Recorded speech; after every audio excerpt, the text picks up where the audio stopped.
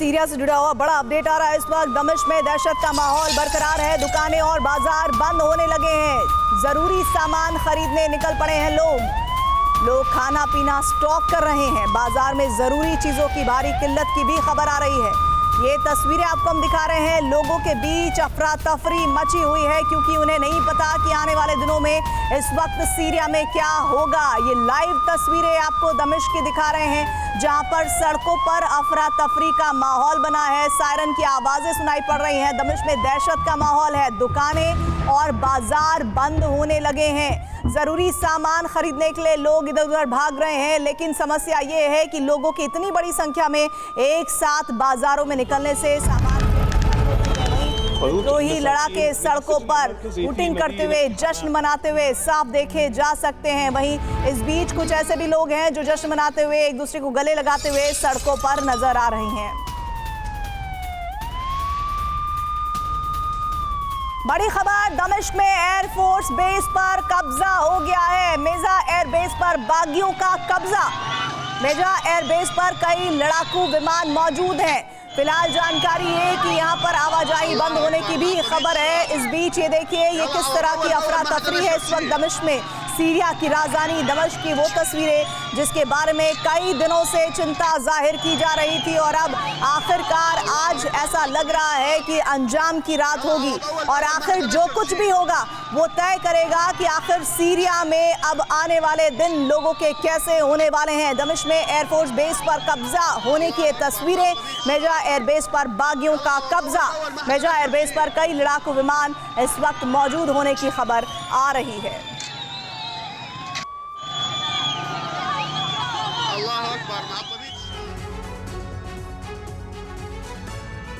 Syria में जारी बारूदी तबाही के बीच एक खबर ने कई सवाल खड़े कर दिए हैं। खबर यह कि पूर्वी सीरिया में असद की सल्तनत खत्म हो गई है। विद्रोही गुट एसडीएफ ने देर जोर पर कब्जा कर लिया है, लेकिन उनके खिलाफ तुर्की समर्थक एसएनए ने मोर्चा खोल दिया है, जिससे अमेरिका और तुर्की के आमने सामने आने की आशंका बढ़ गई है। लेकिन दूसरी तरफ रूस और ईरान की भूमिका अब संदेह के घेरे में है। आखिर ऐसा क्यों कहा जा रहा है, इस पर हमारी स्पेशल रिपोर्ट देख लीजिए।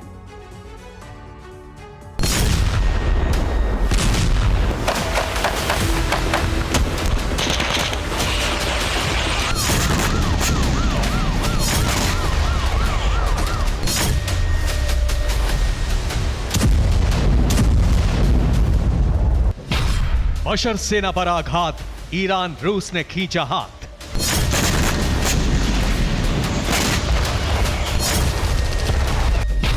सीरिया के हालात विकट, नेटो पर नया संकट।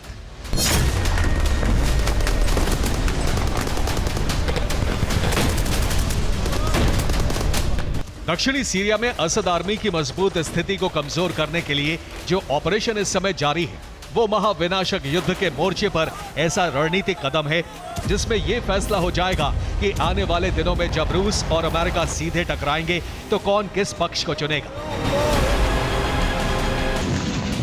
और जैसे जैसे सीरिया में जंग की आग भड़क रही है, वैसे वैसे तस्वीर भी साफ होने लगी है।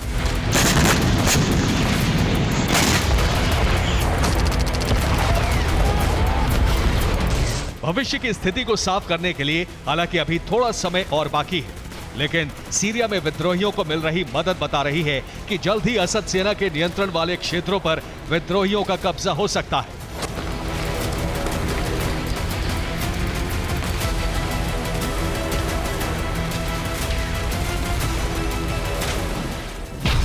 जिसका प्रमाण है देर जोर प्रांत।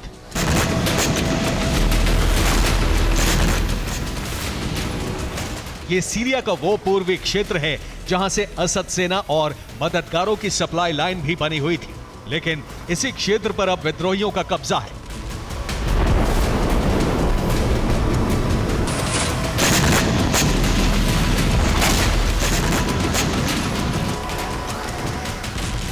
ये पिछले 48 घंटे में तेज हुए हमलों से जुड़ी वो अपडेट है जिसने सीरिया की स्थिति को टकराव के केंद्र के रूप में स्थापित कर दिया है।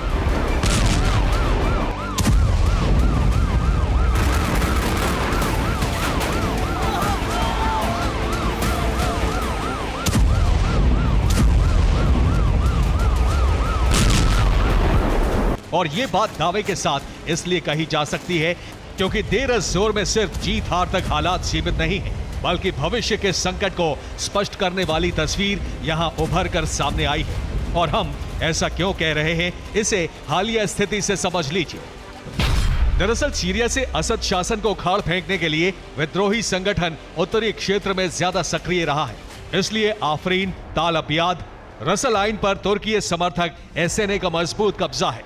लेकिन उत्तर पूर्वी क्षेत्र की तरफ जैसे ही बढ़ते हैं तो कुर्द मूल के विद्रोही ज्यादा सक्रिय हैं, जिन्होंने अल हस्का, रक्का के साथ देर जोर प्रांत के एक हिस्से पर कब्जा कर लिया था। और इसी कुर्द मूल के एसडीएफ ने देर जोर पर अब पूरी तरह से कब्जा करके असद सरकार का पूर्वी क्षेत्र से दबदबा खत्म कर दिया है।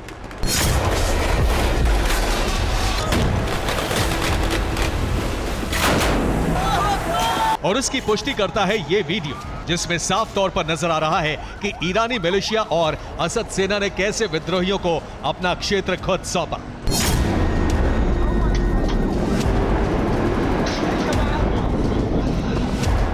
इसके अलावा कुछ और तस्वीरें भी सामने आई हैं जो बताती हैं कि एक तरफ एसडीएफ ने देर जोर पर कब्जा किया है तो दूसरी तरफ ईरान समर्थित मिलिशिया इराक की ओर रवाना हो गए हैं।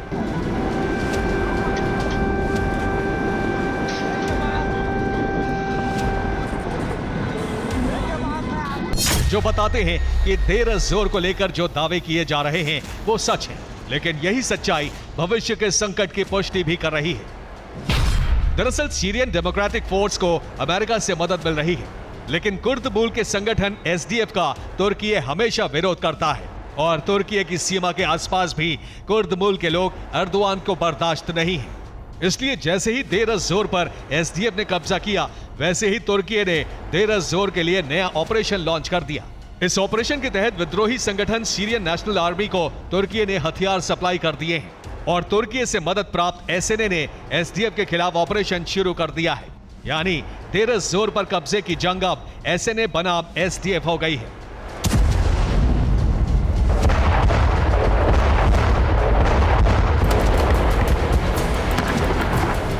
और ये जंग अहम इसलिए है क्योंकि इस क्षेत्र में 2011 में आईएसआईएस का कब्जा हुआ करता था, जिसे अमेरिका ने अपने हमले में पीछे ढकेला और असद सेना इस क्षेत्र में तैनात हो गई। लेकिन एक बार फिर यह क्षेत्र सीरियाई अरब सेना के हाथ से निकल गया, वो भी तब जब असद सेना के साथ ईरान के प्रॉक्सी और रूस की मदद है। तो क्या यह मदद नाकाफी है या मामला कुछ और है? इस प्रश्न का उत्तर और भी ज्यादा हैरान कर सकता है। खबर के अनुसार देर जोर में हार का कारण बशर अल असद का अकेले पड़ना है। दावा है कि रूस और ईरान ने बशर की सेना को मदद से हाथ पीछे खींच लिए हैं। इसके बाद कुर्द मूल के विद्रोही असद सेना पर हावी हो गए, जिसके कारण देर जोर हाथ से निकल गया। इस संबंध में पश्चिमी मीडिया ने कुछ तथ्य भी दिए हैं, जिनमें रूस को लेकर कुछ ऐसे दावे हो रहे हैं जो सीरिया में अमेरिका की मौजूदगी के बावजूद पीछे हटने के संकेत देते हैं। ये तस्वीर भी उसी दावे के तहत जारी की गई है, जिसमें बताया गया है कि टार्टस स्थित रूस के नेवल बेस में अब कुछ ही युद्धपोत बाकी है और खाली हुए बेस का कारण भी विद्रोहियों की बढ़ती ताकत बताया जा रहा है। इस संबंध में बाकायदा पश्चिमी मीडिया के कुछ दावे भी हैं, जिनमें कहा गया है कि रूस ने सीरिया को सूचित कर दिया है कि उनका हस्तक्षेप अब सीमित रहेगा, क्योंकि मॉस्को अपनी मौजूदा प्राथमिकताओं पर फोकस करेगा। और इस बयान की पुष्टि के लिए जारी वीडियो ये है, जिसमें मस्याफ में तैनात रूस का एयर डिफेंस सिस्टम हटाकर तटीय शहर लताकिया भेजा गया है। ऐसी ही एक तस्वीर यह भी है, जिसे जारी करके बताया गया है कि रूस S-300 या 400 और टोर M1 जैसे डिफेंस को बनियास शहर के पास देखा गया है। तो क्या वाकई सीरिया को उसके हाल पर छोड़ दिया गया है? और अगर छोड़ा गया है तो किसके भरोसे? रूस ईरान की भूमिका क्या रह जाएगी?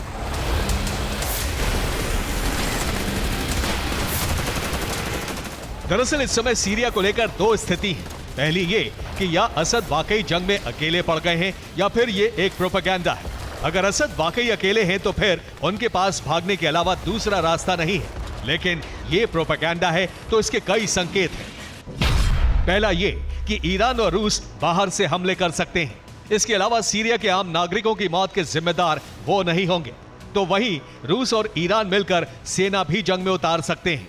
इसमें असद का रुख भी ईरान को लेकर साफ नहीं है।